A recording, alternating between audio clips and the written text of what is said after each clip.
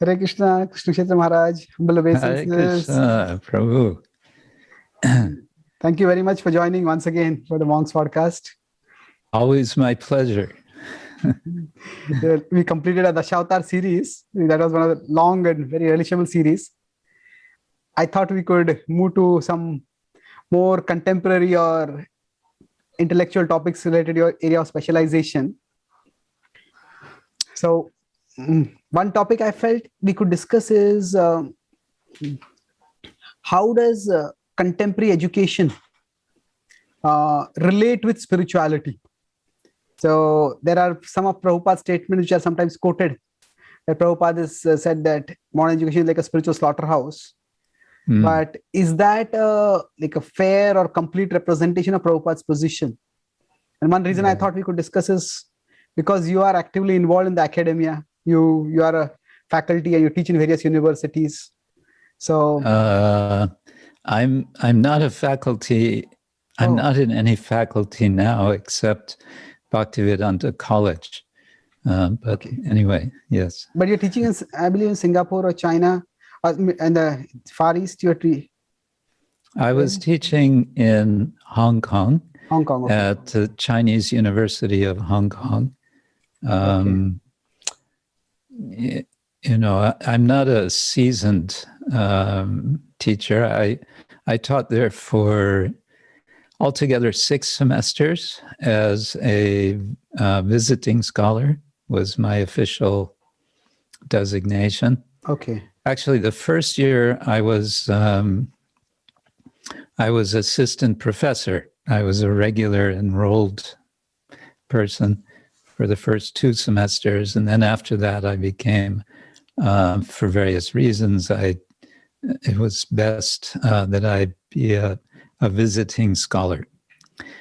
And before that, I taught as an adjunct professor in University of Florida for 2 semesters, introductory courses in study of religion, especially religions of India and religions of Asia. Oh, okay. And then I've given what I call freelance lecturing in assorted universities over the years. In mainland China, I've given some lectures. Okay. And a few, not a whole lot, but a few in other places in the West. I've also taught, I taught a course, I've taught different courses, 2 or 3 different courses at one small university in Croatia, also in study of religion. So that's my teaching. That's pretty much the extent of my teaching outside of the Vaishnava circles directly. It's quite widespread. You have Asia, you have Europe, and you have America. So all 3. And I think now you're teaching in the BVRC also here in India. So yeah, we just did a course for the new BRC students. It was a course in academic writing, research skills. Okay, research skills was the specific topic. Training students who are beginning master's programs and I guess 2 or 3 PhD students at University of Mumbai. Yeah. Oh, okay. So now, from my perspective, also, I did my engineering. It was one of the good universities in India. You were at IIT, wasn't it? Well, like one rung below IIT. It's a government engineering college, Pune. So it was. So it was a fairly good institute. So now I broadly thought about it. That was that in what way does education actually relate with spirituality in today's world? So I thought of 3 broad things. One is the culture is quite sensual. That is one aspect of it. The other is that I don't see much, at least in the STEM fields, the content is not not anti-spiritual directly, but spirituality is not anyway mentioned at all. So in one sense, you could say that sometimes it said that like neglect is the worst insult. So by neglecting, people forget it. Even if it is criticized, there is some interest. But so that could be another aspect to it. And third is maybe it creates a certain mentality where people start pursuing not just sensuality during the time, but overall materialism. But then I thought that, is that all? Because in one sense, from a positive perspective, education does teach people to some reasoning skills. Education filters out the students who are ready to commit themselves, work hard, who have some talent, who have some dedication. And then if these students become spiritually minded, they also become very committed spiritually. So I would say, like everything else, there are pros and cons of the modern education system. But what are your thoughts about it? Well, I thought first, since you mentioned Prabhupada's comment about slaughterhouse, I did a little searching in the database, and I thought it's good if we read one example of this. Okay. And then maybe go from there. This is from a room conversation, July 9th, 1973 in London. Revati Nandana says, yeah, when Mr. Birla is getting old, then he has to come to us if he has any sense. And Prabhupada says, no, they simply give primary education, A, B, C, D. They can read. That's all. Now, before I continue, I think Prabhupada is speaking about is wealthy businessmen. Okay. That they give basic education, and they consider enough. And Sanskrit, he says, they don't send, meaning they don't send to school, because everyone knows that sending boys to the school means spoil them. That's all. I have seen intelligent boys, they go to school and he is spoiled. Bus, spoiled. He learns how to smoke, how to use sex, how to talk nonsense, how to use knife, how to fight, these things. At least at the present moment, yes, simply slaughterhouse. This so-called school is called colleges. Yes, slaughterhouse. Yes, slaughterhouse. So I don't know how many times Prabhupada spoke of education as slaughterhouse. I couldn't do a thorough search. But I thought this is, representative. So it's interesting. Here, it seems the emphasis is on the first point you mentioned, the culture, the degradation that can be there. I can say that when I went back to university, because I dropped out of university before joining the devotees as a young man.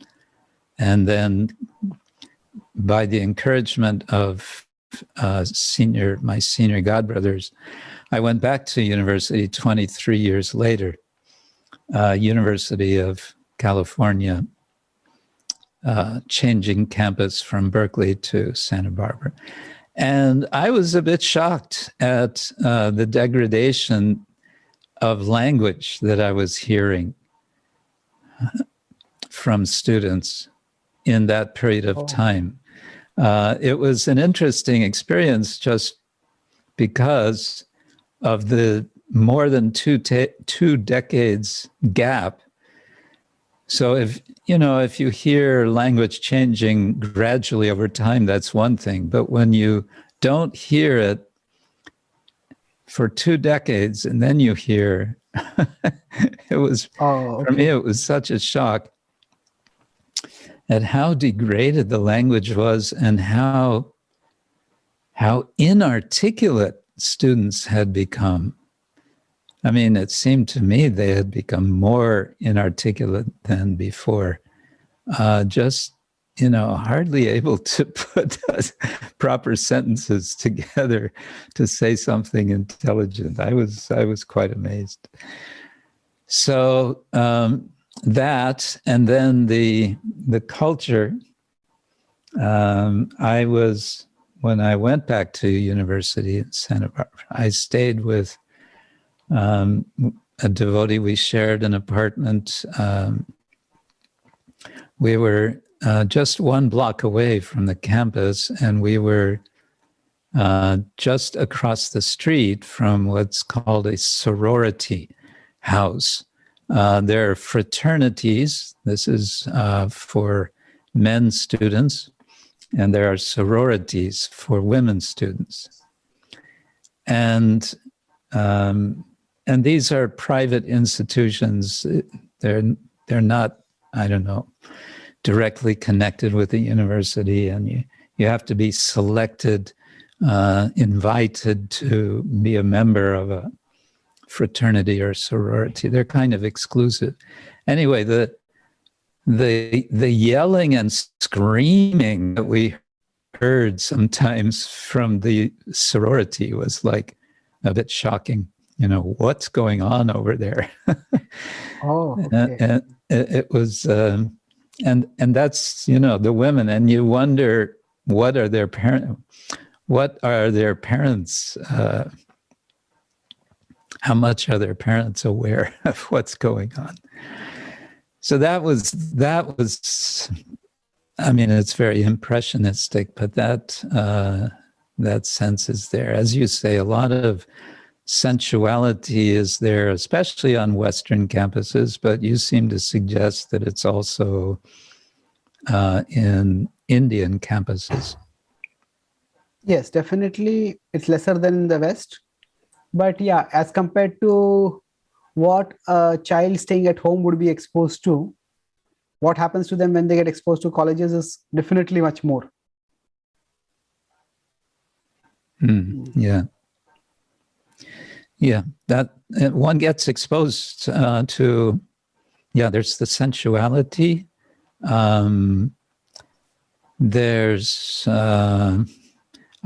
Before I dropped out, I went to University of California, Berkeley. And Berkeley was it was sort of the main hotbed of political activism in America in the late 1960s and early 70s. So I was exposed to all of that, along with,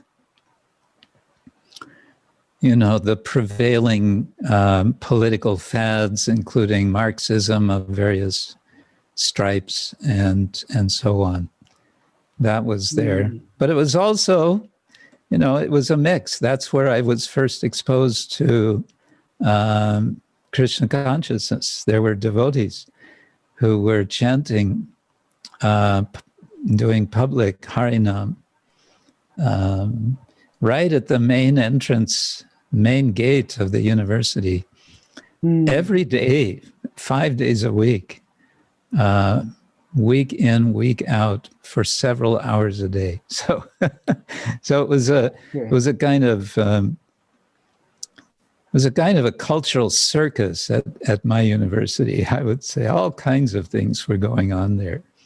Cultural circus. Okay, that's a very strong word. Okay. Yeah.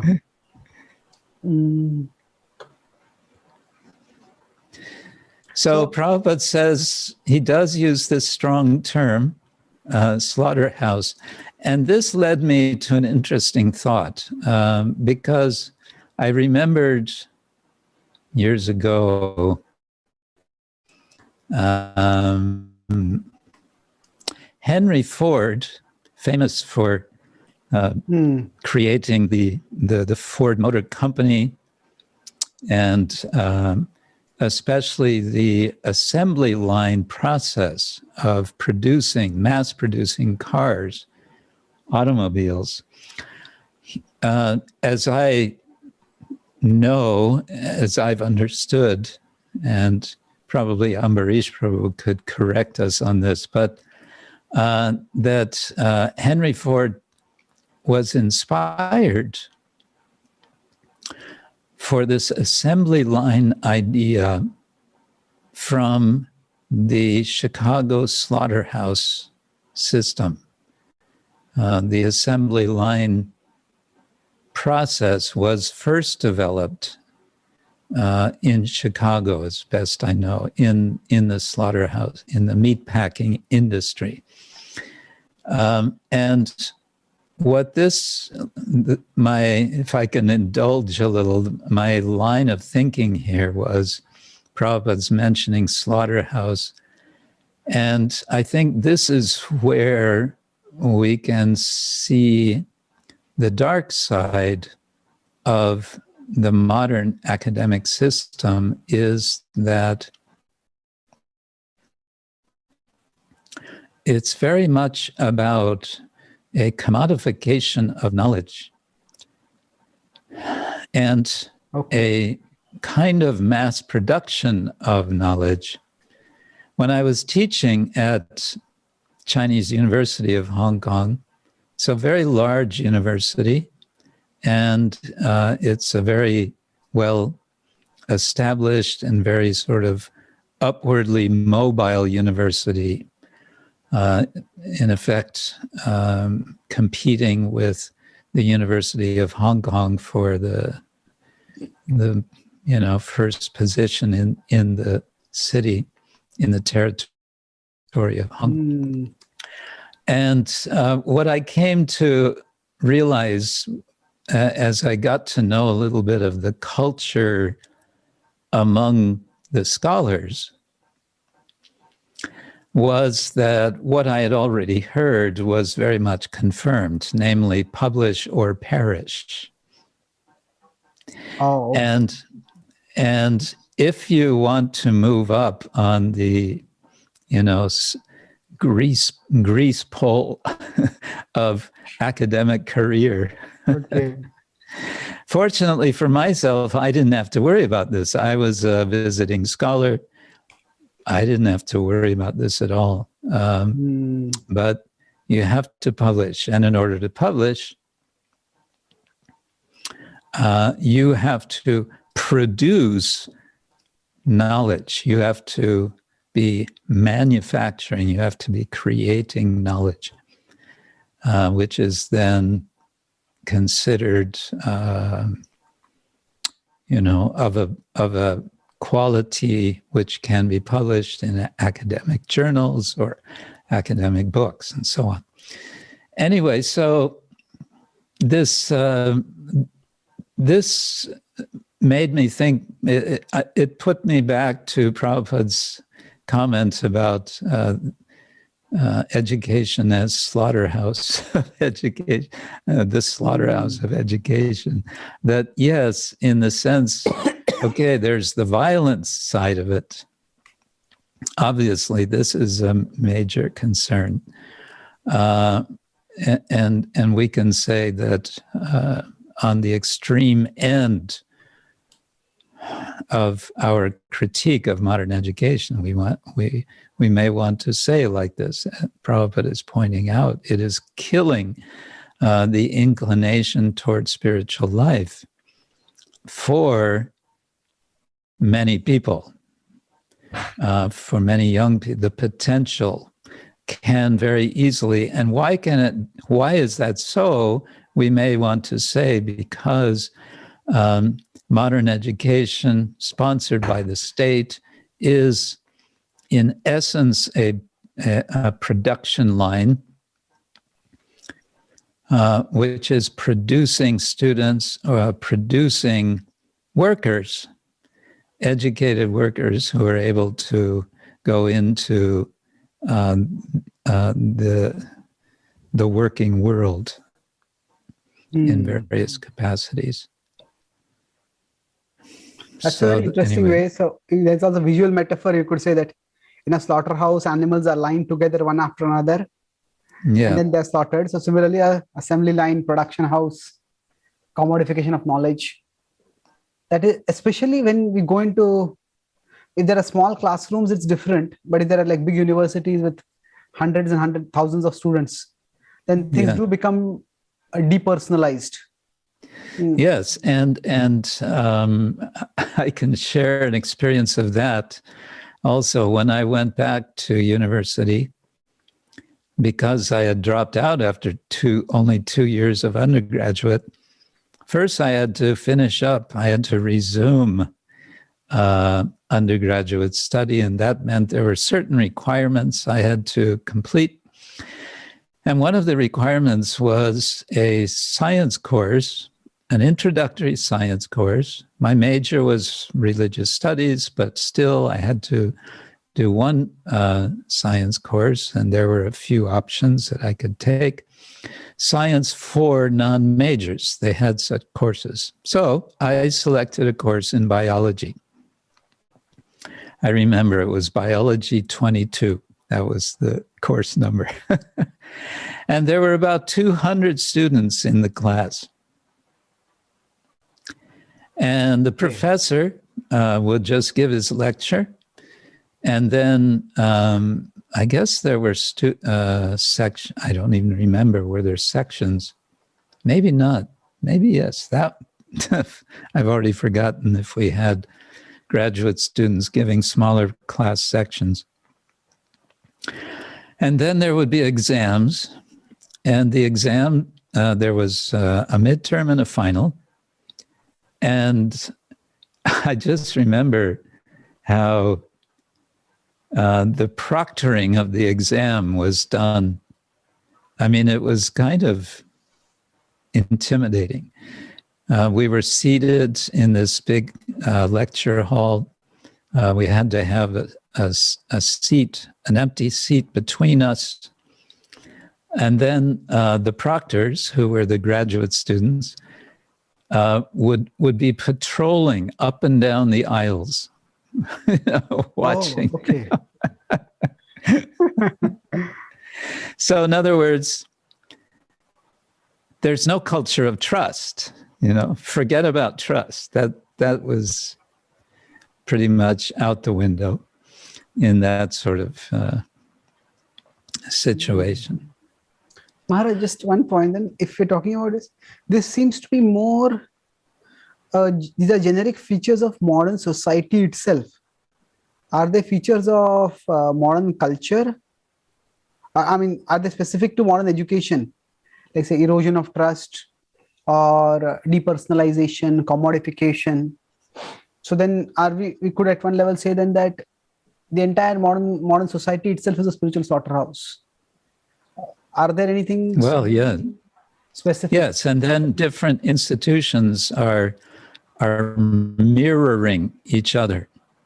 So you go through the educational system, you have a certain way of understanding how things work in terms of values, lack of trust in society, and so on.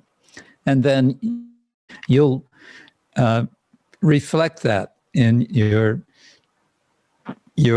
institution, your corporation, whatever. And so it becomes also a kind of echo chamber. Yes.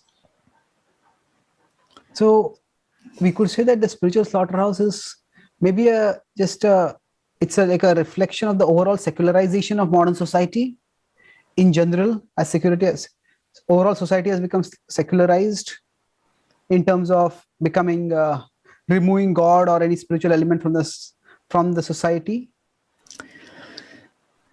Yeah, secularization, that's, of course, a huge topic. And I've just been reading a book a little bit in preparation for our discussion. Okay. But I don't feel like I've absorbed the ideas. But it's a very good book called The Decline of the Secular University by one C. John Somerville, who is a professor of history, or retired professor emeritus from University of Florida. And he's essentially arguing that it is going to be seen, if it's not already recognized, that secularity and secularism, he makes distinctions. There's secularization, there's secularity, and there's secularism, have their problems, their inbuilt limitations and problems, and that good arguments can be made for bringing religious positions, religious points of view into the university for serious discourse because of the popularity and so on. And there are, of course, many different types of secularity. So the Indian Constitution declares in its, I think in its preamble, that this is a secular state. Yes. That India is a secular state. Yes, it was not in the core document of the Constitution, but it is there as a part of the subsequent body. Oh, I thought it's right in the preamble, but okay. But the Indian secularity is significantly different from the American secularity in terms of how they deal with religions. The so-called separation of church and state, what they say in America. One of the things that Somerville does in this book is point out that actually that separation is an illusion. It's impossible because we're dealing with values. In all spheres of life, there are presumed values, spoken or unspoken. And where there are values, you can be pretty much sure you can trace them back to some religious position. Anyway, so you were saying about secularity. So it's an interesting thesis. So he's making 2 points from what I understood. That first of all, there is reason for having these ideas in the academy, and actual separation does it actually happen also, in a sense. Yeah. So I was reading one Jewish author. He says that throughout history, religions have fought with each other for a long time, but in modern few decades or maybe few centuries, religious wars themselves have been relatively less, especially in Europe after the Protestant. So he says that to some extent, his argument that secularism embodies a certain amount of humility on the form of the government. That we are not going to tell people what to believe. So in that sense, when we don't encroach on people's moral and spiritual lives, and when we means the state doesn't encroach, so then that helps people with different beliefs to live together without mutual conflicts. So like in today's world, to avoid secularism, I don't know, how would we have education? Would we, secularization isn't it something like a necessary fact of life nowadays? How would we have universities in today's world where we are so multicultural? Yeah. Okay. I'm not. I'm feeling that I'm on uncertain ground here myself, because I know that the idea of secularity, you've given some aspects of it that are there. There are other aspects of it, though, as a result of some of what you said, it leads to the privatization of religion. Okay, yes. Where the state is saying, you can all believe whatever you want, just shelf, or keep it inside your church, which sounds from one side like a nice, clean solution to minimize or avoid conflict among people. There are problems arise when you talk about privatization of religion, or the necessity of religion becoming privatized. It should stay in the home and at most in the church, but should not come out into the public square. It can be another problem, because the nature of religion is it has to do with the whole of reality. So how do you contain that which is not to be contained? It's like we understand the essential practice for this age is Sankirtan, and we feel that it is essential to be able to go into public and perform Sankirtan. There are many countries where it's not possible, and we feel highly restricted because of that. In fact, where we are free to do Harinam, unfortunately, I would say, many devotees don't actually appreciate that we have this opportunity, that we are able, because in so many places we are not able. That's another subject. Okay.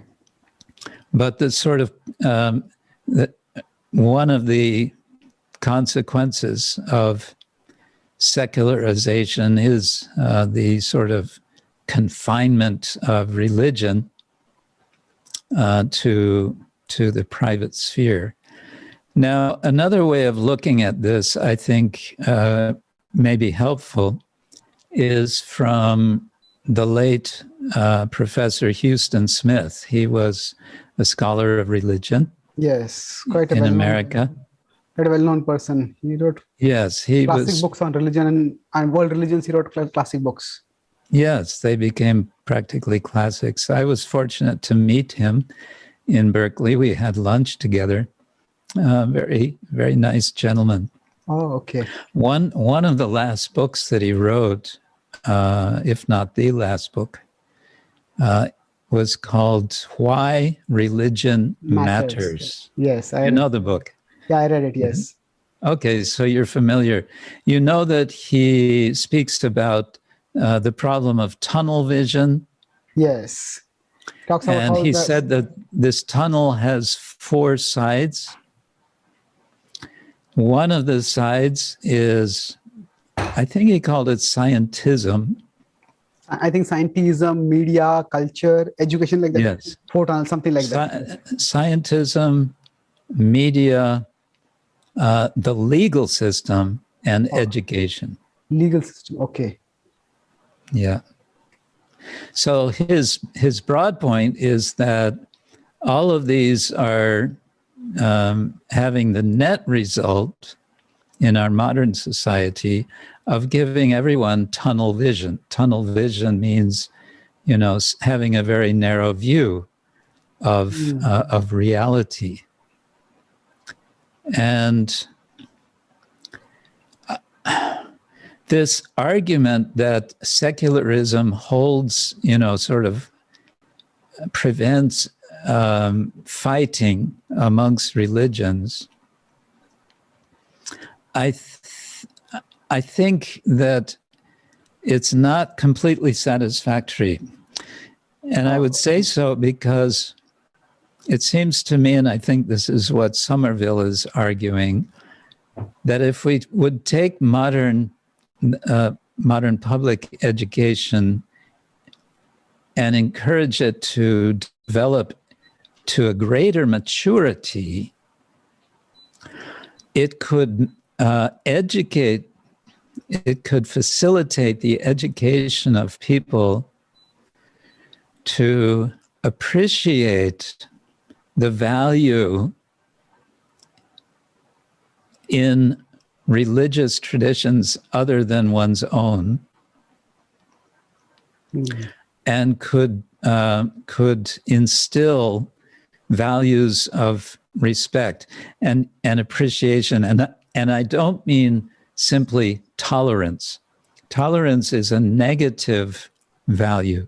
Okay, I don't like anything about you. I don't like anything about what you believe, but I'm going to tolerate you, which is pretty much what we see in India, is often championed or celebrated, that, we Hindus are very tolerant. But what is tolerance? Hindus have, for the most part, I'm generalizing, but most Hindus have no interest in finding out what it is about, let's say, Christianity or Islam, which might be valuable. The word Islam means surrender. So isn't that interesting for us, for a Vaishnava to know? So I think education, public education, could be developed in such ways as to allow for deeper appreciation and opening up this, getting away from the tunnel vision. I think one thing that's happening in the United Kingdom, in Great Britain, my impression is they have a quite strong program of what they call religious education in the primary and secondary schools. It's public education. And I know about this from Rasamandala Prabhu, my godbrother, who in the UK, who's now working on a PhD at Cambridge University. He has been there on the podcast for a couple of times. Yes. He was a pioneer for education, I think. In Hinduism. Yes. Yes. And he's authored or co-authored, I think he's authored at least one book used as a textbook in the UK. So that sort of thing, is possible. And that sort of thing is, I think, very much missing in India today. Okay, so what you're saying is that if there is no mention of religion in education, it's not that will go out of the culture or the minds of people. It is going to be there, and then there'll be all kinds of preconceptions and misconceptions that might come in, biases and all those might come in. But if there is a more objective kind of education, it needn't be proselytizing, but it can be just informing about, say, what these various religious systems are about. Yes, and also on a higher level, there can also be there can be debate. Maybe not in primary school, maybe not in secondary school, but in tertiary, there can be debate where, standards of reasoning are demanded, such that everyone really has to give their best. Another point about the secularization argument, it was believed by sociologists up until 1960s and maybe early 70s, that religion was bound to disappear in course of time. Yes.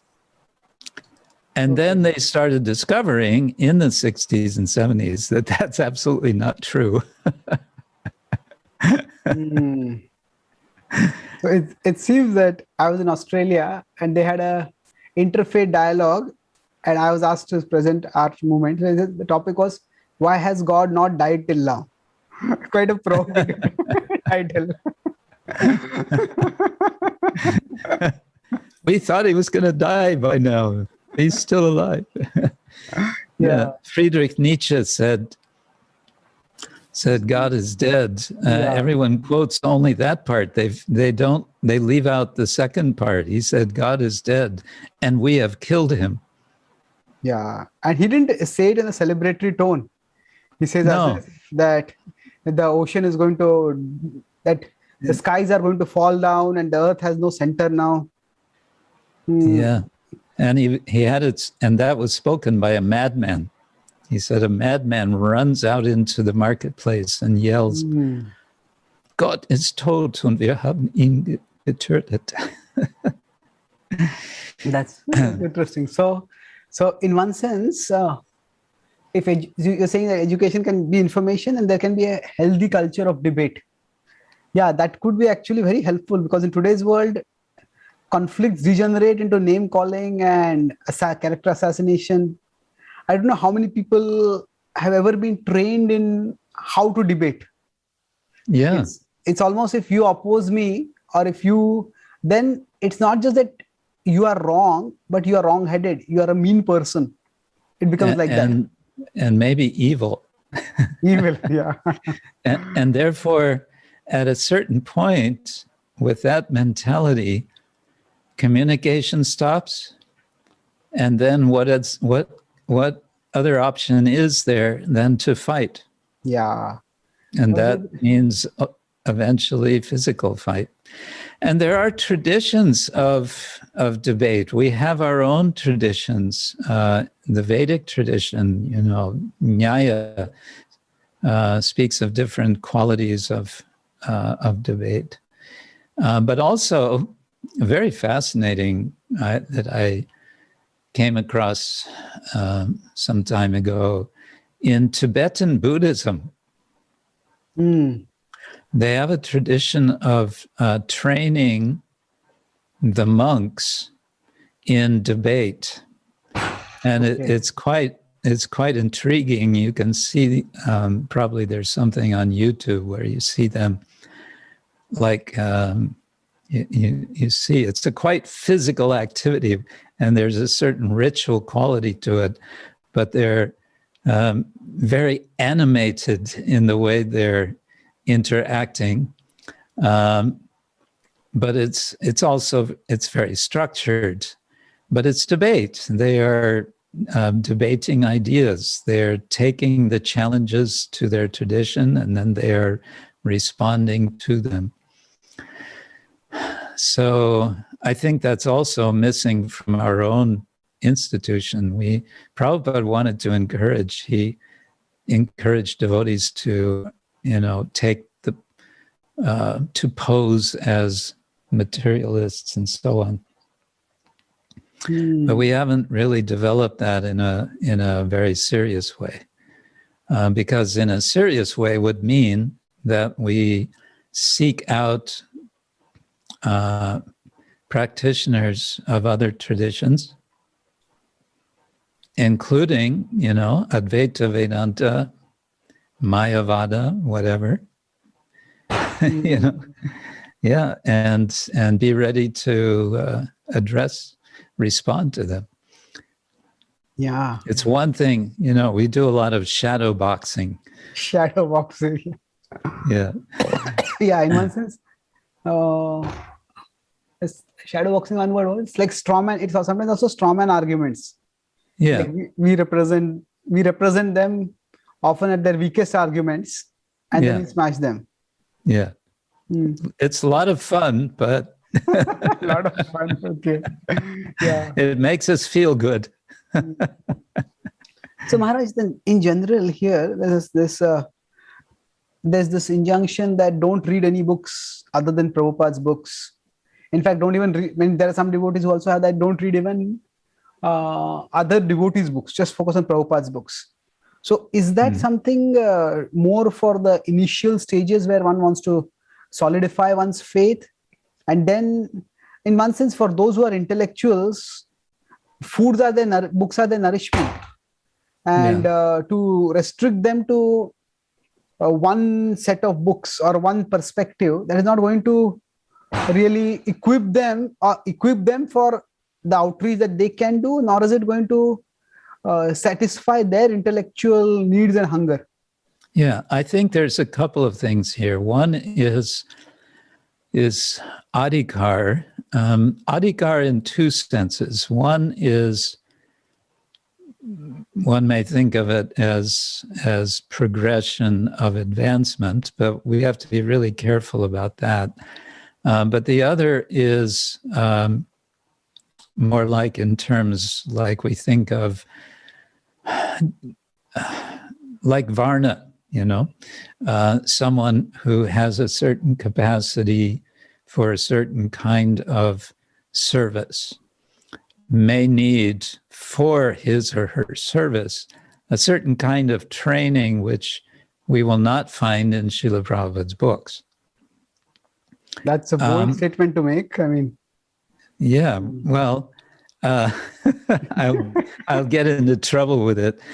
But that's only half of what I want to say is that one learns something, a certain skill, let's say a kind of debating skill, and then at some point one may come back and realize actually it is there in Prabhupada's books. It's there in his, maybe not in his books, but his conversations.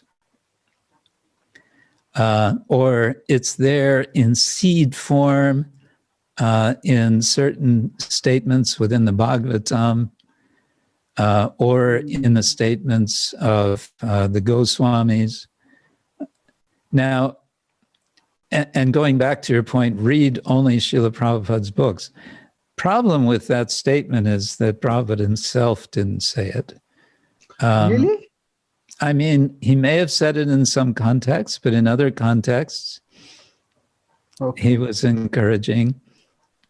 He was encouraging. It was you had interview with Jayadvaita Swami Maharaj, where he said, the BBT Prabhupada encouraged that some books other than Prabhupada's were published.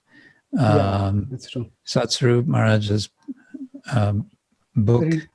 The readings in Vedic literature. Scientific readings in Vedic literature. Then Scientific Basis of Krishna Consciousness by Bhaktisudama Maharaj. Right. And Prabhupada was quite proud of that, actually. Yeah. So those are indications. And another sort of indication we could take that Srila Prabhupada encouraged, he instructed, we can say, Ravindra Sarup Prabhu to continue to complete his study, to complete his doctorate. He was studying study of religion at Temple University. And Prabhupada said, yes, go ahead and complete it. And Prabhupada at times spoke of having libraries in which there would be a wide range of books. He did say, we just don't want the nonsense books. And he was referring specifically to some Neo-Vedanta writers and such like that. He had no tolerance for them. But he wanted devotees to be learned. If at least some devotees don't become learned in ways which can be represented in the wider world, based in Srila Prabhupada's books, certainly. And therefore, again, what I wanted to say is starting with and always continuing with Prabhupada's books as the basis. And on that basis, being able to read what may be appropriate for one's service and to read which is not going to, pull one away altogether from our understanding of Krishna consciousness. True. But that's to do that properly, then I think needs guidance, and for that there is need for a culture, and that culture is something which our society is hopefully developing over time. And that leads into, I think, your other topic, that there are more and more devotees doing higher education. Yes, Maharaj. But I'm sort of rambling. Yeah, no, I'm just thinking about it. That so overall, that now that I'm thinking about Prabhupada's books overall, so when I was introduced to Krishna consciousness, and in the early years, that modern education of the spiritual slaughterhouse seemed to be like almost a standard or a very central understanding of Prabhupada's position about education. But over the years, as I read Prabhupada's Bhagavatam, CC, and other books also, it doesn't seem to be that central of his position. In one sense, Prabhupada even says sense gratification is demoniac. So, and that is just dharma, artha, kama, moksha is one part of human life. So it would be quite a reductionistic way to look at Prabhupada's position on education as just referring to the slaughterhouse. Yeah. I think one point would be to take into account Srila Prabhupada's own exposure to modern education. He attended Scottish Churches College. Apparently he was a good student. He studied philosophy and what else was it? English literature also, I think he studied. English literature, yeah. And he qualified for a degree at the end, which of course we know famously he rejected for political reasons at the time. He was a follower of Gandhi, and this was a major way of protesting the British presence. The British rule in India was to reject his diploma. But he did go through the system, and I think it could be argued that he applied a lot of what he learned in his preaching. He shows in his preaching a wide awareness of the ways of the world, if you like. I can't give examples right now, but he shows this awareness, and he sometimes would point to some examples from Christian tradition or whatever. And how does he do that? It was because he had that education. And so we can say he used that education in Krishna's service. So that would be one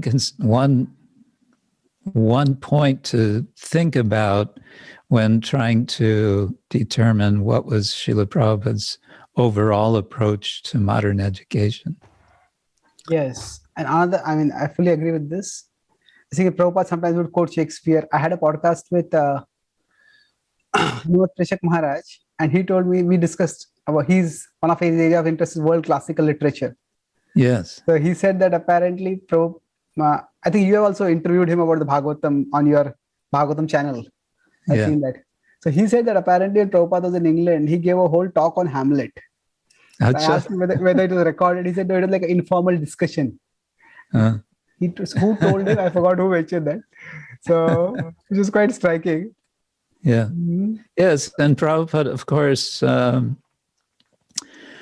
did all of these dialogues or conversations, first with Hayagriva Prabhu and then with Shyamasundar Prabhu and possibly one more devotee about different Western scholars, which was published eventually in a book called Dialectical Spiritualism. Yes. That was published in New Vrindavan.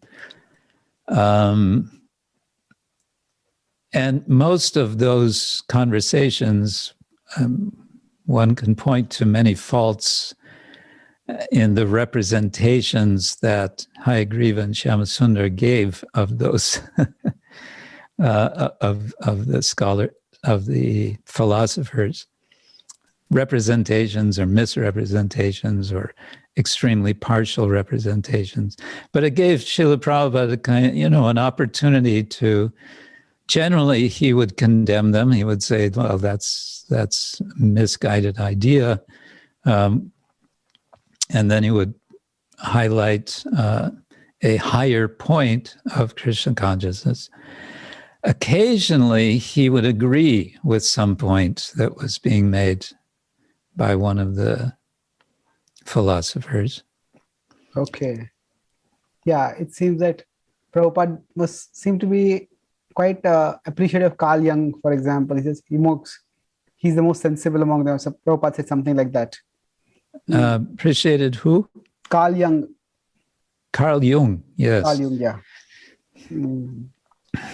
That's interesting. Another way I was thinking, Maharaj, is that if we look at the opposite, if modern education is like a spiritual slaughterhouse, does the lack of modern education make people spiritually receptive? We could say maybe in the Indian villages in India, people are pious and they take up to Krishna consciousness quickly. But it's not entirely true, because often the villagers, they have their own local deities and local godmen and local forms of worship. And without education, they may have some generic faith. But from that generic faith to a specific commitment, where they commit themselves to one spiritual path, it doesn't always happen that easily. So we could say education, if education is slaughtering people, then is it that the uneducated are, say, unslaughtered or spiritually vibrant? I don't know whether that is true. The unslaughtered masses. The unslaughtered. Like there's the expression, the unwashed masses. Yeah. Unwashed masses. I know, that's true. It's used in what sense? Unwashed masses? Yeah, I don't know the origin of that. It's some British thing, but sort of the masses, the unwashed, the uncultured, the uncultured people. They're called the unwashed masses. Yeah, the uneducated, unformed, uncultured. They're contrasted with the hoi polloi. Is that how it's pronounced? The hoi polloi. Hoi polloi, yeah, hoi polloi. Okay. Yeah. And even if we say that would apply in India, it would apply only in India, isn't it?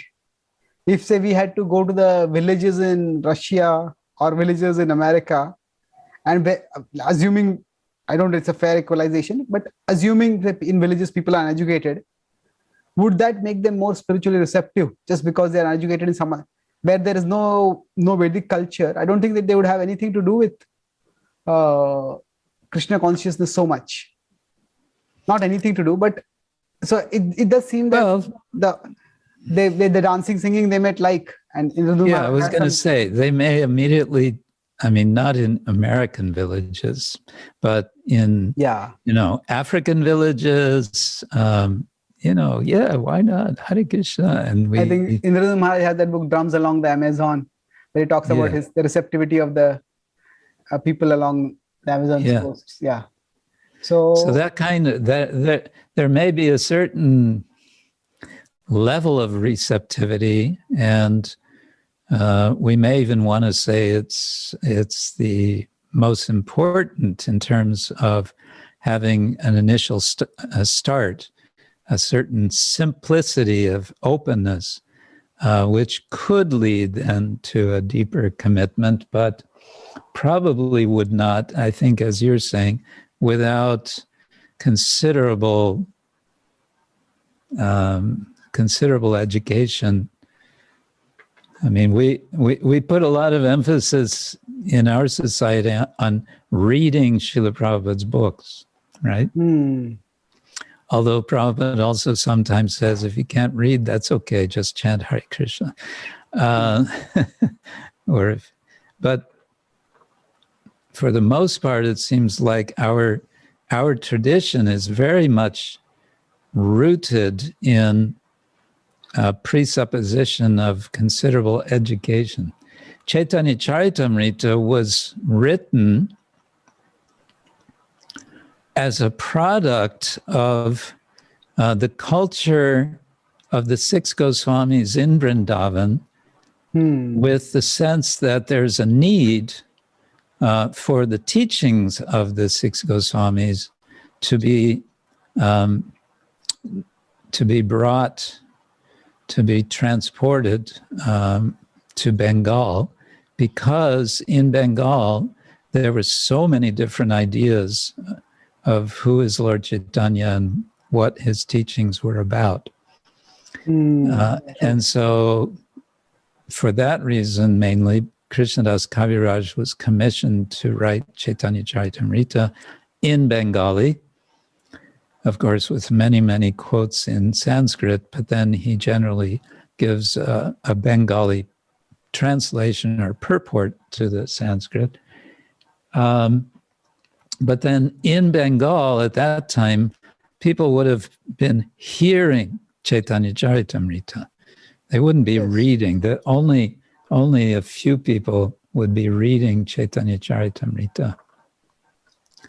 But also, this points to another thing, that we're talking about modern times, indeed, when we're talking about modern education. And I was just reading that in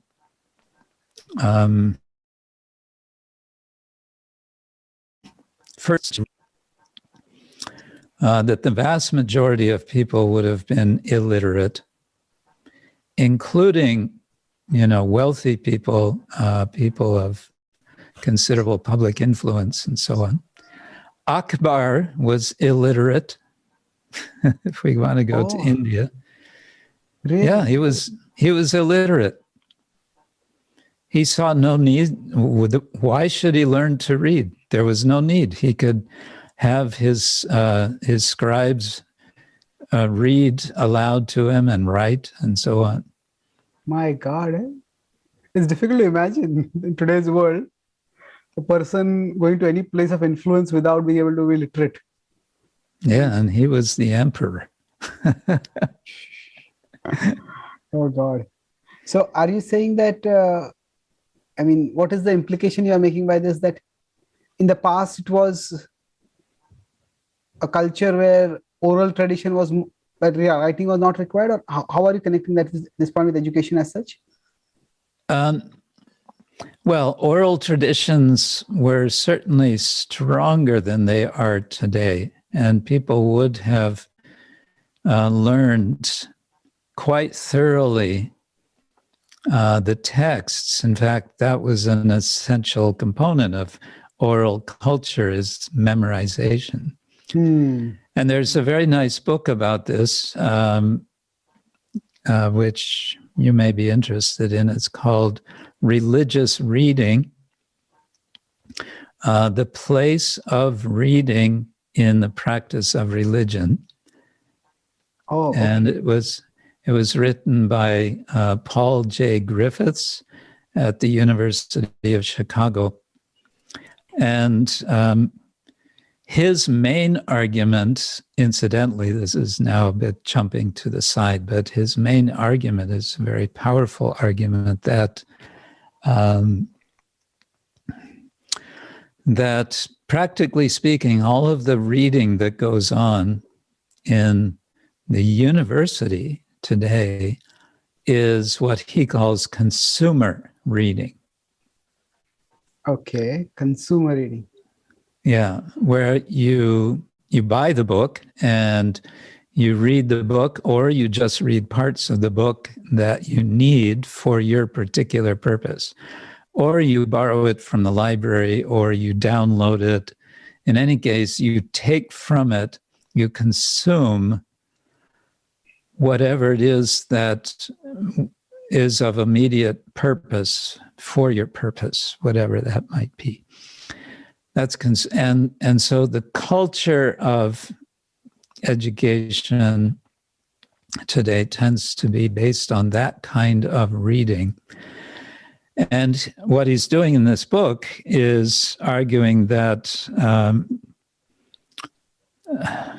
what he calls religious reading has become almost completely lost, even in religious traditions, even amongst religious traditions. And then he has 3 or 4 chapters where he goes into great detail about how different religious traditions have had reading practices of what he calls religious reading within their tradition. He talks about a Buddhist tradition, an early Christian tradition. And this brings me back to the point about orality and reading, is that so in one sense, are you using the word readings in a paradoxical sense? Readings refers to like a book being read out aloud. In that sense, the parts of oral tradition. Well, that's what I'm getting to. That in this Christian tradition, going back to the time of Augustine, we're talking 5th century in North Africa, the vast majority of people could not read, and so they were being read to. But in order to be inducted into the community of the Christian church, there were, I think he describes 4 stages of bringing them eventually to the point of baptism and so on. And to qualify, they were hearing scripture and memorizing scripture. And they had to, there was a system which is still called in the Catholic Church catechesis, a kind of indoctrination. But it involved a lot of memorization. But Griffiths is making another point with religious reading, a broader point, and that is whether we're just hearing it or whether we're reading, what constitutes religious reading is that it brings about if it's effective, it brings about a worldview which has 3 features.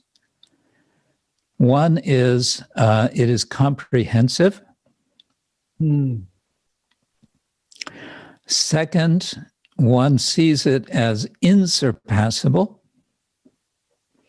And third, one sees it as central to one's life. Or we may say essential to one's life. It's not just, a weekend hobby. It's central to one's life. And he's saying that religious reading is something where you read again and again and again, and you discuss, as we try to do in our culture, reading our texts, Bhagavad Gita, Bhagavatam, Chaitanya Charitamrita, Nectar of Devotion. And so, I brought in Griffith's book because he points to a reading culture in which there was the vast majority of people not able to read. So in response to your point that, villagers may not take it seriously, if there would be this culture of reading, by, let's say, the village Brahmins, then one could imagine a situation where people would take it in a very serious way. Yes, Maharaj. I was also thinking that, so in one sense, they are actually not entirely uneducated. That is their education, in a sense. They might not have formal education in terms of literacy, and they might not be part of the education system. Yeah. But they are here. Yeah, well, that's another interesting thing is in the West, where does this idea come from that one needs any kind of formal education? it goes back to the time of Plato, basically, in ancient Greece. And there was a sense that some sort of intentional work needs to be done for a person, for a child to become an adult. It was all about okay. It was all about bringing a child to becoming adult. So rather than what might have been prior to that in ancient Greece, that, you know, parents just kind of naturally brought up their kids to learn whatever they learned and to have the skills that they have and so on. Now there was a sense that something more is needed. And that seems to come in around the time of Plato. Plato also was responding to a fear. I just read about this. It's fascinating that Plato was responding to a certain fear that a new cultural wind was coming into Athens through the theater, because a new law was passed in the year 386 before the Common Era that said that it is permitted to re-perform a drama, to make a repeat performance of a drama, which previously the tradition was that these, you know, great and famous Greek dramas of Aeschylus and Aristophanes, he was the humorist, whoever they all were, Sophocles, that those were originally performed once and once only. Oh, really? And why was that? Because that was a religious event. Oh, so it's almost like people were expected to be Shrutidhar, as we say in our tradition. You hear it, you watch the drama and you experience it, and that's it. So was it once in one place, or once in entire life of? As I understand, it was once in one place. Okay. Because it was also part of a competition. They were competing who has the best drama.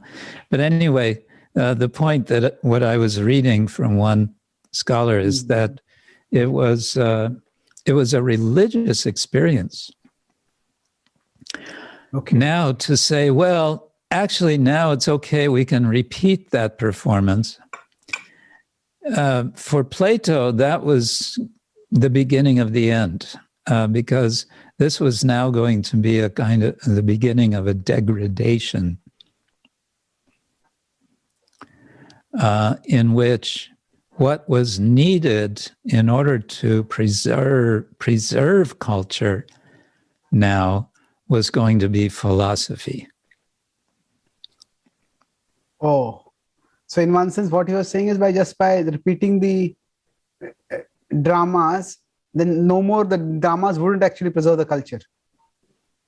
In effect, that's my understanding. Okay. So anyway, we're talking about beginnings of education as creation, or the emergence in the West of the idea that there's need for a conscious and organized effort beyond the family of making a child into an adult. There's a history to that. That also seems to echo the Gurukul system, where the child has to go away from the parents to stay in the Gurukul or somewhere else. And now just going on with that earlier point, Maharaj, that we're talking about education. Is it in what ways is it detrimental? How much of the content of the education itself works against spirituality in today's world? One way could say is that if there is, like in India at least, there's no religious education in the mainstream education system. So that negligence could lead to misconceptions or whatever, that absence. But is there anything in the education system that actively works against religion? Well, again, perhaps we can start with Srila Prabhupada's frequent statement. I didn't look for an exact quote here, but many times he would kind of challenge, where is your department for studying the soul, or for studying the difference between a living body and a dead body? Yes.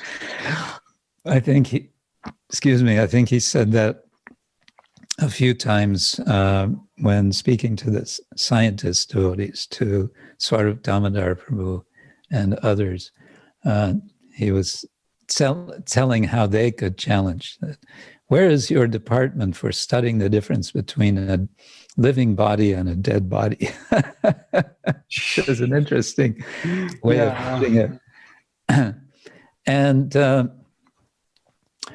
that little challenge got me thinking back to Taittiriya Upanishad, where, as you know, we have this notion of the self encased in the koshas, right? So you have Annamaya kosha, Pranamaya kosha, Manomaya kosha, Jnanamaya or Vijnanamaya, and then Anandamaya kosha.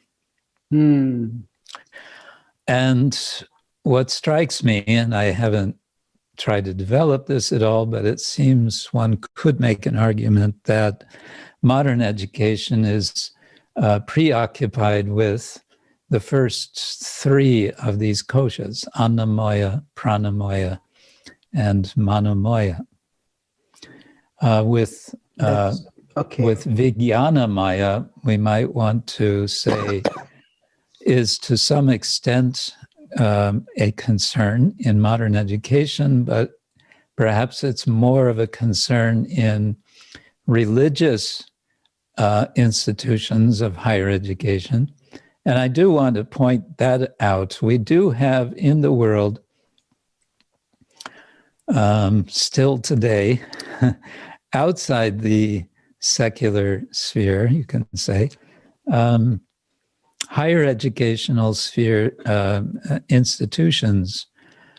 They exist in India, they exist in the West, and there are Christian, there are Jewish institutions, there are Islamic institutions, Muslim, there are Vedic or post-Vedic, however you want to put it, institutions.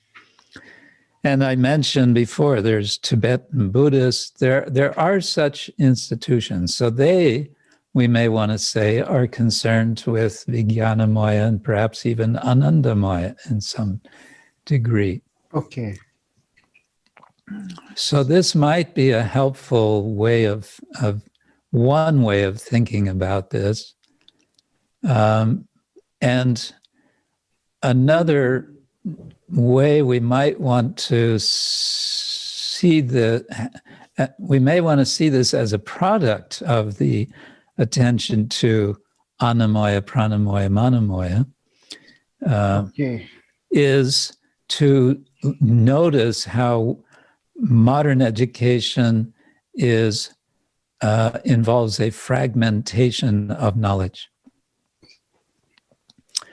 I mean, from quite early, when I was going to elementary school, in the early years, first, second, third, fourth grade, maybe, we had one teacher for every subject, but they were called subjects, and you had different textbooks for different subjects. And then of course, you get into high school, and then you had different teachers for the different subjects, along with different textbooks and additional books. Now, look at a different way of education. I often like to remember, I know you've had interviews with Radhika Raman Prabhu, perhaps also discussing how he was educated by his mother, Yes. Arudha Mataji, and it was basically everything from Bhagavatam, right? Yes, and they had quite open discussions about it. So it was not dogmatic, but it was the source was one, but the attitude was quite open in terms of having discussions. Yeah, so they would have as their kind of root text Bhagavatam, and then from there. So, but fragmentation of knowledge has reached a super extreme in the higher levels, such that specialization becomes kind of an absolute necessity if you want to be a participant in the modern education system. To the point where, especially in the sciences, but even in the so-called humanities, you can read titles of academic papers and have absolutely no clue what they're talking about. Oh, okay. So are you saying that because as spiritual, we are integral beings, but when the education becomes very fragmented, then that also obscures our essence? How are you connecting that with? Yeah, that would be, I think, an important point. That spirit, we throw around this word spiritual. What is that? What is spiritual? What is that? What is it? What do we mean by that?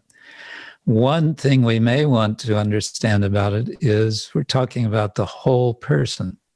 And the whole person goes beyond the body, the mind, the emotions, and even the intellect, right? That's kind of square one. We understand from Bhagavad Gita that the self, even if we don't want to separate self from body, because there's a lot of resistance to that in modern thought, but if we just say the whole self,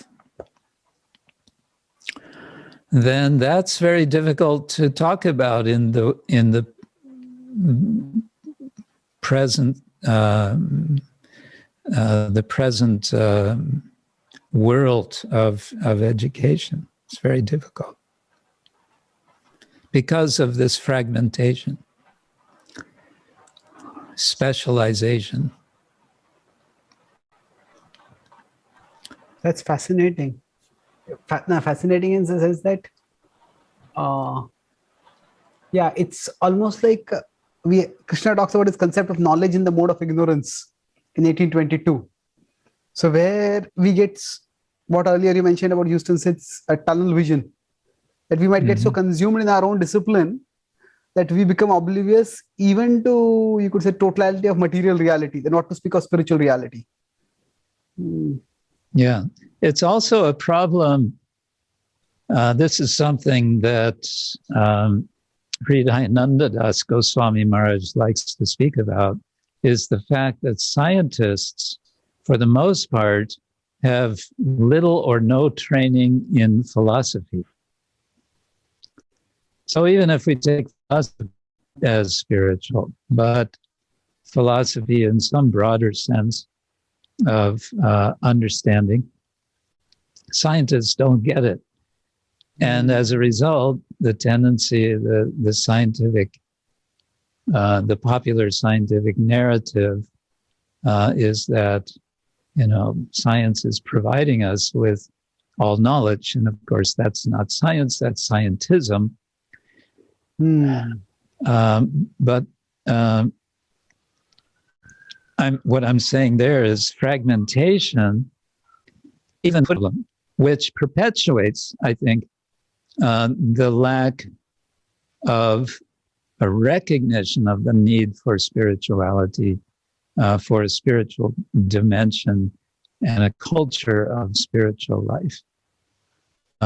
And so take this science philosophy blindness, the way science gets presented, leaving out recognition of the limitations of science, means that the tunnel vision of which Hewson Smith talked about is perpetuated. So true. So you could, in one sense, we have had phenomenal scientific advancement in knowledge, but it's almost like extending the tunnel further and faster, but not really coming out of the tunnel.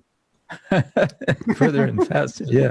We have very fast traveling through the tunnel, but the tunnel never ends. Well, and perhaps related to this, what is it that's maintaining modern education in financial terms? It's the whole economic system. And this is maybe, invoking a bit of Marxism, but what is it that's driving the system? There has to be money, and the money is coming from an economy. What is driving that economy? It's essentially an extractive economy, which is what's destroying our environment, our ecological balance, and so on. And there's no indication that this extractive economy is slowing down. It's continuing to be perpetuated by the educational system, which exists for that purpose, essentially, to maintain the machinery and to expand the machinery of an extractive economy. So now we talk about sustainable development. Sustainable development, isn't that an oxymoron? I never thought of that. That's so simply true. I mean, yeah. I mean, that's a whole nother discussion, right?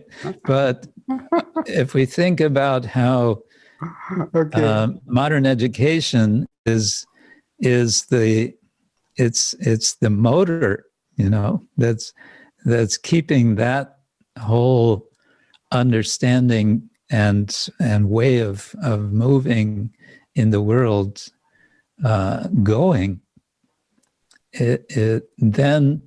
then we step back and we ask, so where's the spirituality in modern education? Yeah, where is it? Because it has another purpose, basically.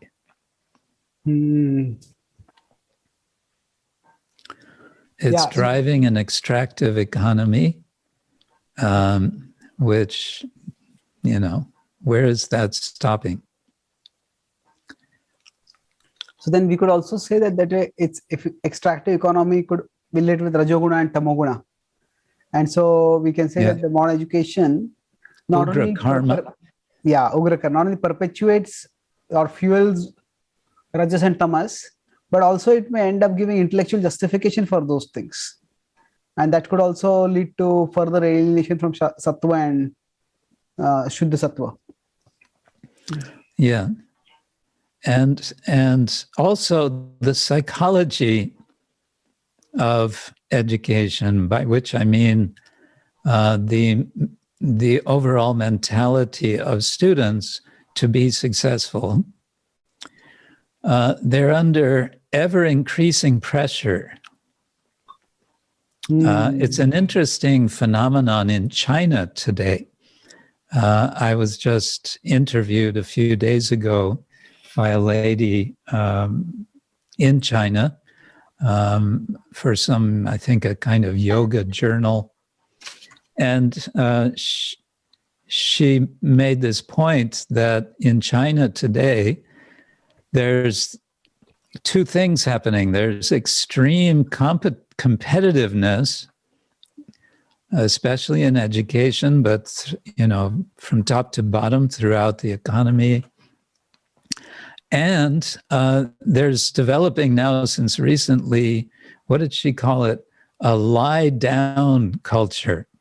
Lie down. Okay. Yeah, where some young people are saying, "Hey, I'm out of here. This is a waste of time. I'm not going to do it. I can't do it. I refuse." It's a little bit like us back, myself and my generation back in the 1960s. The hippies, they said, "I'm out of here."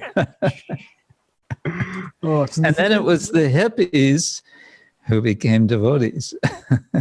Okay. That's amazing. Going back to my own experience, I was starting out as a new student at University of California, Berkeley.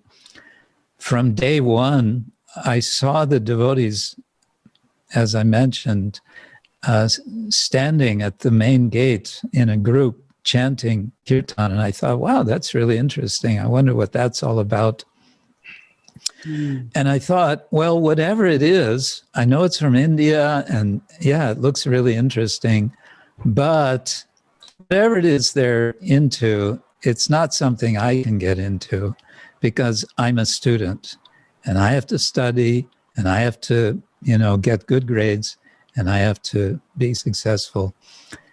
And this is expanding. In Hong Kong, I was told by devotees, there's now competition for preschool children at the age of 2 and 3. Oh, God. To get into the best preschool. My God. And the kids, they feel that pressure. Their parents are pressuring them. You have to get ahead. You have to get ahead. So there's no that mentality of competition. Is that conducive to spiritual life? Generally not. It'll be Rajagun, Tamagun, Rajaguna especially. Yeah, in India, after IIT, there is IIMs are there. Many students go there for the management degrees. And I know a couple of devotee friends who went there and they said the schedule itself was so killing that you can't even do your get basic rest and basic food and other things. It's just so demanding. Spiritual life, there's no time at all for that. Yeah. So, yeah, that's also an aspect of it. And maybe one or two last points, Maharaj. You mentioned earlier about within the content of education, where is the department for the difference in the body and the soul? So Prabhupada did talk about evolution also significantly. And that could be a whole big subject in itself. But in your outreach, have you seen that as a significant obstacle for people in exploring spirituality? Well, I can't say I have, because I would say that ideas of evolution theory are so pervasive in our culture. I personally don't get into it very much, if at all, because it's, in terms of my academic training, I'm not a biologist. And so I kind of go in a different direction. Yeah. What I also found is that evolution doesn't itself stop people from exploring spirituality. But when they come to know that we criticize evolution, that's what stops them. That's, yes. It's almost think that if you criticize evolution, you get branded as a religious nut or something like that. Yes. Yeah. So that was one part. And second part is that if we consider maybe this will take a few minutes, but God was a central part of the education system, from what I understood, in India, in the Gurukuls, as well as in the West. Most of the universities started as I think it was Catholic and Protestant universities, if not, if I'm not mistaken. Yeah. So then over the years, they became secularized. And then now it is, except for the religious studies, there's departments, there is no mention much of God. So do you feel that itself has played a significant role also in making modern education unreceptive, or making modern education somewhat inimical or indifferent towards the religion, or towards? Yeah, I mean, the history of how religion got reduced and then kind of removed from the university is it's complex in itself. There are many factors, and people have written about this.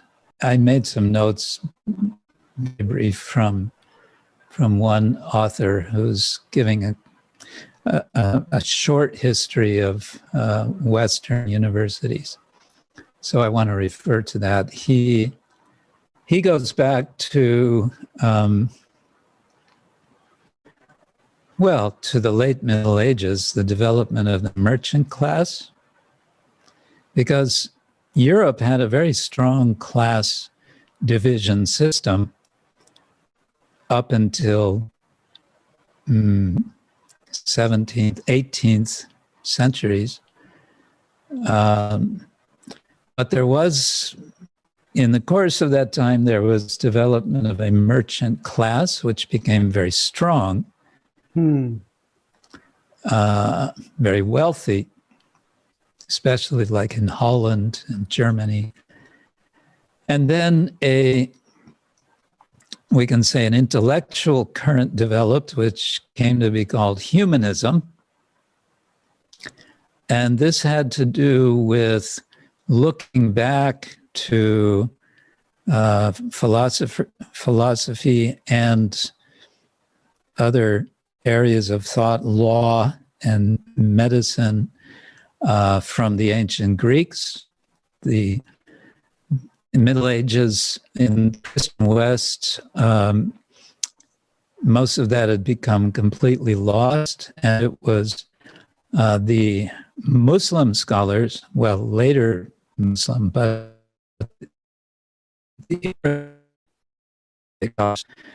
Aristotle, for example, and then all of that got, so to say, rediscovered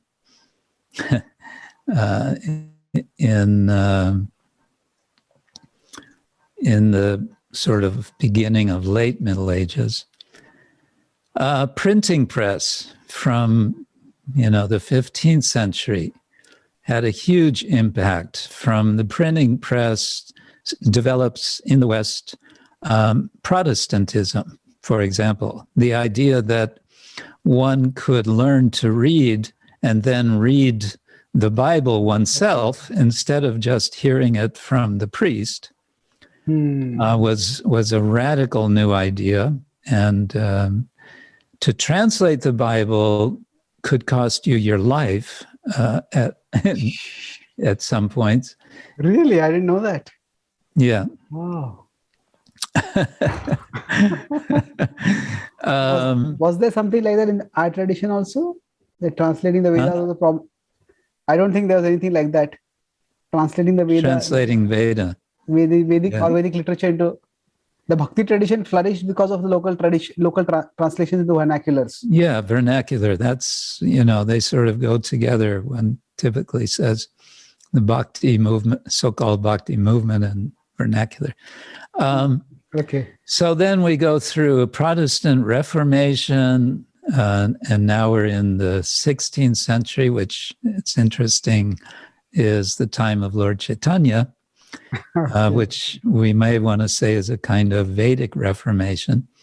And then starts the scientific revolution, and then you have Galileo looking at the moon and seeing that there are craters, and the Ptolemaic universe gets kind of exploded.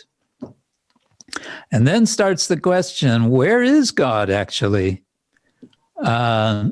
Because, you know, he's not just outside of a nice little crystal sphere, which was thought was the universe, spheres within spheres. Then came what came to be called the Enlightenment. And now we come to a time where the notion of revelation is seriously questioned. The idea that, first of all, there is such a thing, that there is some source of higher knowledge. And so the effort to, the whole notion, what is knowledge, gets shifted, I would say, and this starts with Aristotle in the West, to what can we understand from pratyaksha and anumana. So it's ironic that they call this enlightenment. Yeah. Well, the Enlightenment was the idea that we are, the positive side, I would say, is the idea that we need to take responsibility for ourselves. We human beings need to take responsibility. We cannot simply depend on authority for everything.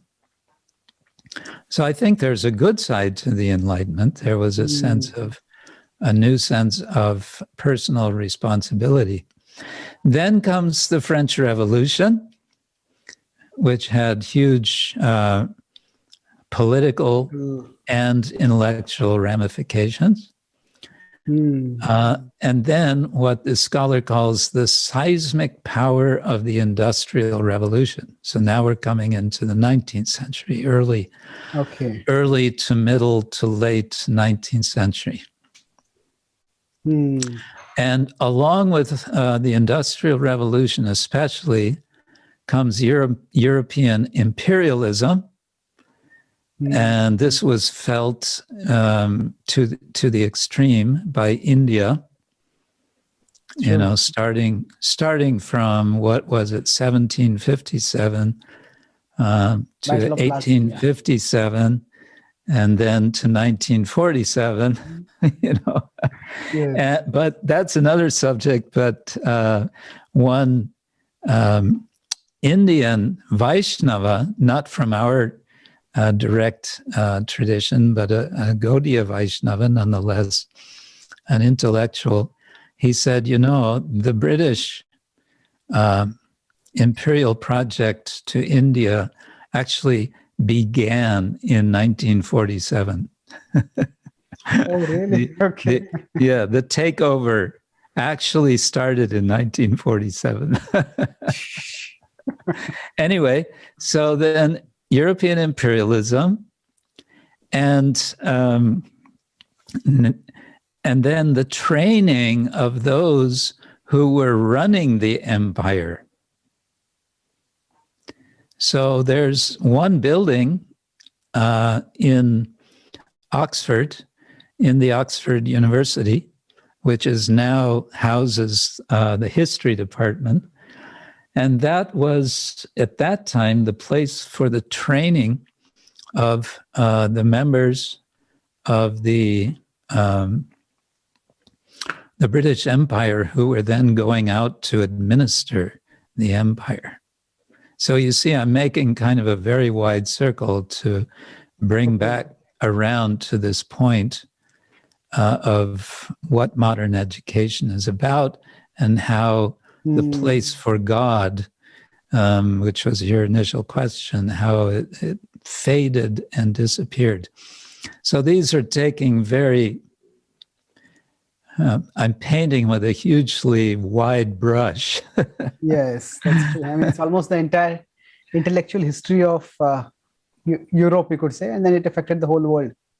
Yeah. It started from almost, I think, 12th century. when you mentioned about 13th century, I think we started the humanism. Yeah. So, and that's an interesting, you mentioned 13th century also. This was, in a way, the high point of European theology, scholasticism, with Thomas Aquinas writing his Summum Theologica. Yes. In which he was trying to, as one of my professors said, trying to baptize Aristotle. Okay. Just trying to Christianize Aristotle. But then what happened within that tradition, it imploded or it exploded with William of Ockham. With? William of Ockham. Oh, okay. Occam's razor, what we talk about. Yes, Occam's razor. Yes. Because he challenged, if you have a principle which is unnecessary to explain it, and so they started throwing out, angels and whatever else from within theology. And then at some point the question came, well, do we really need God? Oh, okay. I think that was what Laplace was asked by he presented a thesis on math to the French emperor, and the French emperor asked her, where is God? He says, God, he said famously that I have no need for that hypothesis. Yeah. So, yeah. Mm-hmm. So it seems that what you talked earlier about big impact in India, and so the removal of God from the public square in India, in the West, it's quite clear how it happened. But India, if we see, even when the British education came to India, the Bhadraloka, who were then Bhaktivinoda Thakur's times, they were definitely spiritually interested. Many of them were religious people. They were trying to revive the religious, revive or recover India's, what they consider to be the essential or pure teachings, as compared to what were present at those times. So, in one sense, when did God get moved out of the Indian religious square? Maybe that's what this Vaishnava scholar meant when after post-independence, was it? It's possible. I haven't studied the Indian system myself. Yeah. But I think it's significant that with the Indian Constitution and the establishment of the Indian state, with the idea that I don't know exactly how this happened, but that there would be no departments for the study of religion within the university. I think this has, takes us a long way to explain what's going on. But also, as perhaps you know, this may be changing, and it may be changing especially because of a lot of work that's been done by our very devotee, Shaunak Rishi Prabhu, the Oxford Center for Hindu Studies. He has done a lot of meeting with top people in the Indian education system, and there are indications of changes to this. There's now a department, or at least a course of study, at Jadavpur University in Calcutta in the sociology of religion. Yes. I read, in which Pranava Prabhu is involved. Yeah. So what I read about this absence of religious studies in India was that to some extent it was something like a reaction to the trauma of partition. Religion was attributed as a cause of the partition, and the million lives were that lost. So they said that let's get religion out of the educational system. So that's quite possible. Yeah, I haven't really been able to find any good, you could say, intellectual history of India and the evolution of thoughts, especially in the modern times. There are good books in terms of how the various systems of philosophy developed and how they interacted. Modern intellectual history of India. That'll be interesting. And, if you find such a thing, usually it'll be written by a Marxist. Oh, yeah. It's either the Marxist or then we will have some right-winger. Or some reactionary. Yeah. So it's of course, we could say that nobody is absolutely objective, but still, at least there is some attempt to preserve objectivity. So we can, without that, it becomes very difficult to, in one sense, trust anything that we are reading. It's difficult, isn't it? Yeah. But I want to also give credit to, for whatever little they do, the religious institutions in India for, at least in a tentative way, holding courses in some sort of comparative religion. I know that they exist. And, at least they're trying in some way to do something like that. But it's extremely small. But there's another point which I was thinking about the other day, and I find it interesting that you can tell me if it's still true, but I get the impression that middle-class families, parents in India are eager to have their children attend Christian schools because they're considered the best. Yeah, that is true. Even I went to a convent school, they call it. So it's not so much because they're enamored by Christianity, but it's just that the quality of education is considered to be good. And that's why. Yeah. So at least in my school, there was a church nearby and we could go if we wanted, but there was no explicit proselytization. But I don't think that's always true in all the schools. Yeah. By the way, just so going back to your point about the OCHS and other things, actually regarding India's secular, it seems that there was opposition to including that secular in the preamble of India's constitution. So when the constitution was framed, it was not there. But in the 1970s, Indira Gandhi, when Prime Minister, she had it inserted. So it is there now.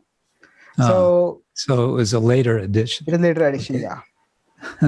So at that time, it seemed that they wanted to not interfere with the religious sentiment. So the Muslim personal law was preserved.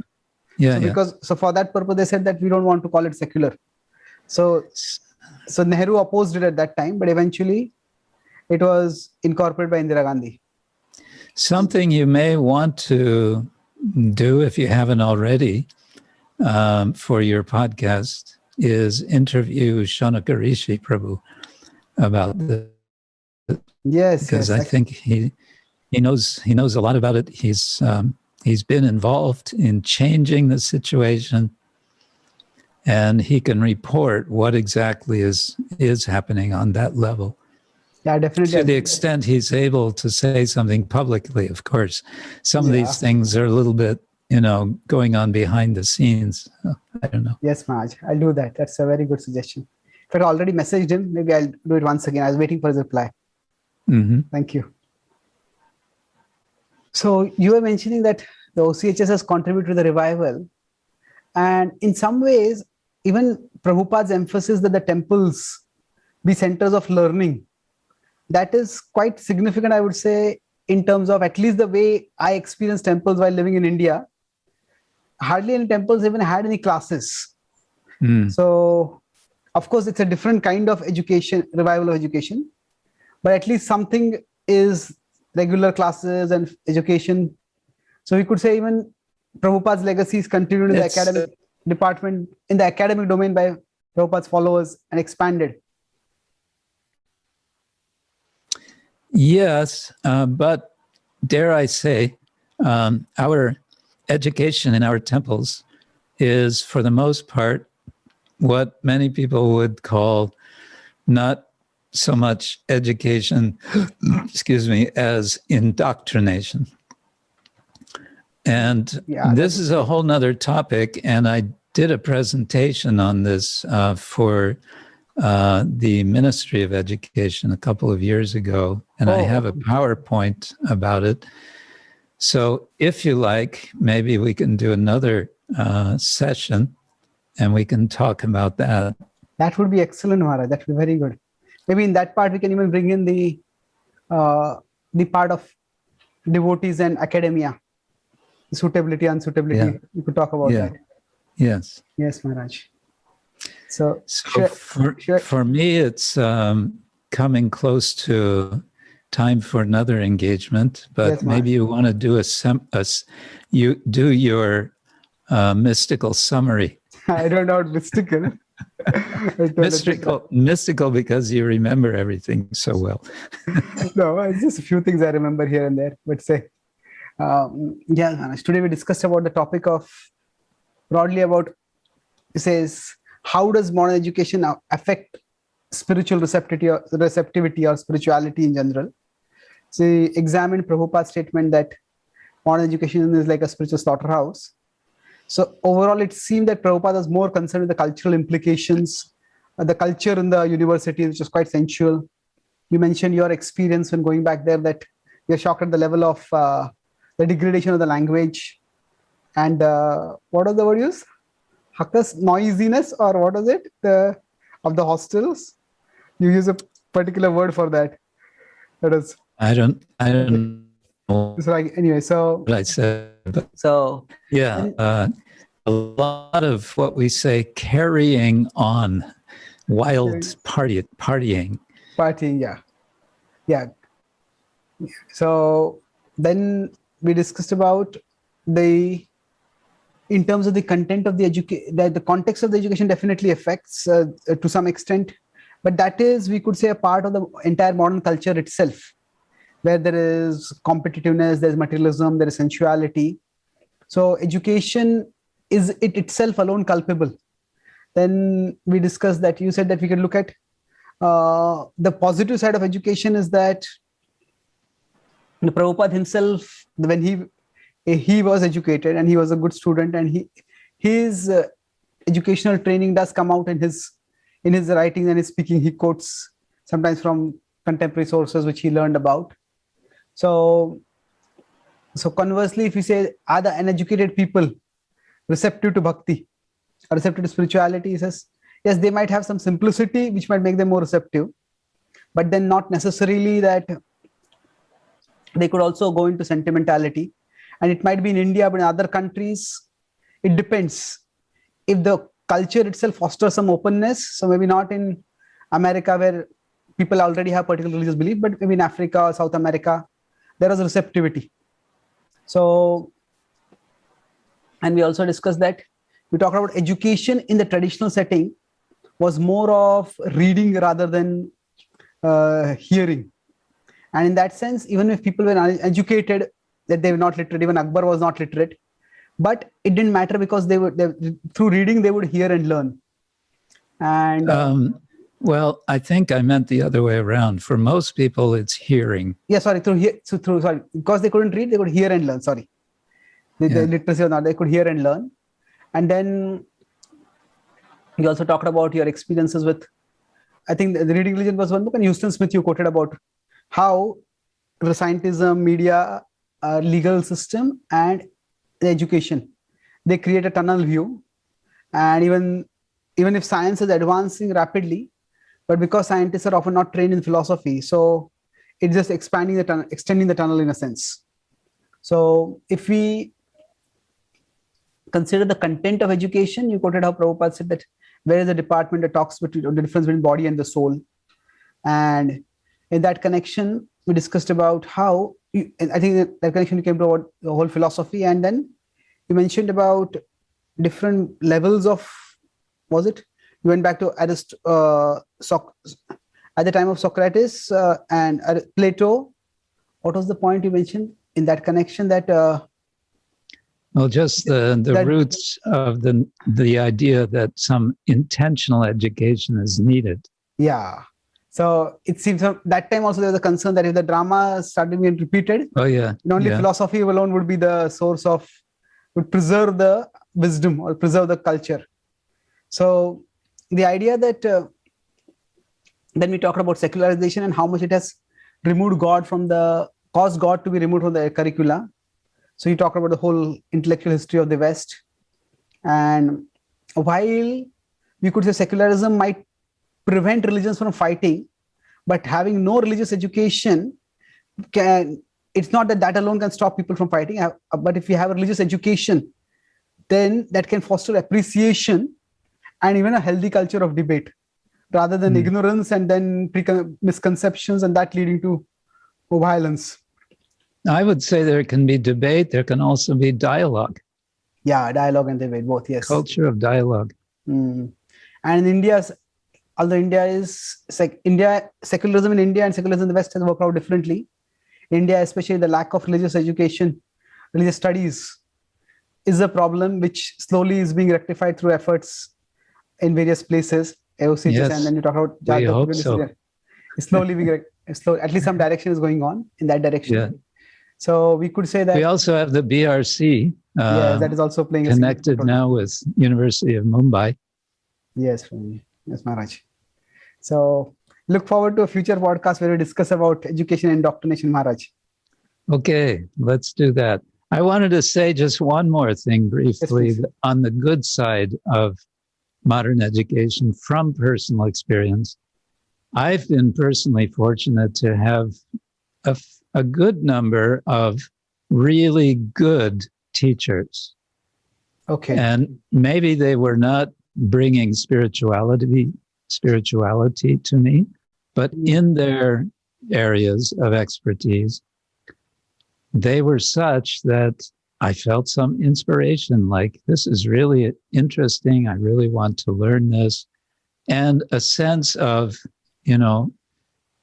there's something more to being human, which is being communicated by this teacher. So I think that's also to be recognized, that maybe in spite of the modern educational system, but in any case, I've been fortunate to have many, I don't know, but a few that I've remembered especially as being really, really good, that I feel much gratitude for what for having had them as teachers. Yeah, I think in that connection, you also mentioned that there's a certain amount of training that comes when we hear different perspectives. And then grounded in Prabhupada's books, we read other books so that there can be broader engagement with the broader intellectual engagement with the world. And to reduce Prabhupada's statement to slaughterhouse is wrong, because Prabhupada engaged with scholars. And Prabhupada wanted his disciples, also like Ravindra Swarup Prabhu, to do his doctorate. Yeah. So we could say Prabhupada's approach overall was that in the initial stages protect the faith, but eventually he wanted to ensure that Krishna consciousness reached intellectual respectable circles also. Yes, when you are nurturing a small plant, you keep it in a small pot, and you're very careful that no disturbances come to it. And maybe you need to keep a net around it to keep all the bugs out and the birds and so on. That's quite a vivid metaphor. Okay. and then, but the plant has to grow, and it needs a bigger pot. So maybe you need to transplant. And then at some point you put it out in the garden, and it can grow into a big tree and produce fruits. That's a beautiful metaphor. I think Srila Prabhupada wanted, the full development. That's a beautiful metaphor. Yes, Maharaj. Thank you very much for your association today, Maharaj. Thank you, Prabhu. Hare Krishna. Humble obeisances. Jai. Thank you.